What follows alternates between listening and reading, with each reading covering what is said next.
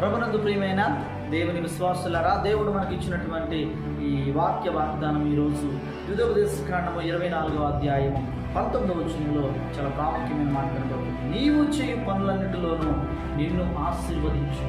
ఖచ్చితంగా మనం ఏ పనులైతే చేస్తున్నాం, ఏ ప్రయత్నాలు అయితే చేస్తున్నాం, ఎలాంటి ప్రయాసపడుతున్నాం, ఖచ్చితంగా మన పనులన్నిటిలో దేవుడు ఆశీర్వాదాన్ని ఇస్తాడు, ప్రతిఫలాన్ని ఇస్తాడు, విజయాన్ని ఇస్తాడు.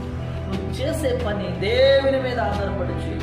ప్రభువా, నీవు మాత్రమే చేయగలవు, నీవు మాత్రమే కాపాడగలవు, నీవు మాత్రమే నా పనిని సఫలం చేయగలవు అని దేవుని అడిగినప్పుడు దేవుడు ఖచ్చితంగా మన పనిని ఆశీర్వదిస్తాడు. ఈరోజు నువ్వు చేస్తున్న పని మీద ఆధారపడద్దు, నీ పనిని చూసుకుని నువ్వు అతిశయపడద్దు, గర్వపడద్దు, కానీ నీకు పనిచ్చినటువంటి దేవుని మీద మరి మనం అతిశయపడదాం, దేవుని చూసుకుని అతిశయపడదాం, దేవుని మీద ఆధారపడదాం.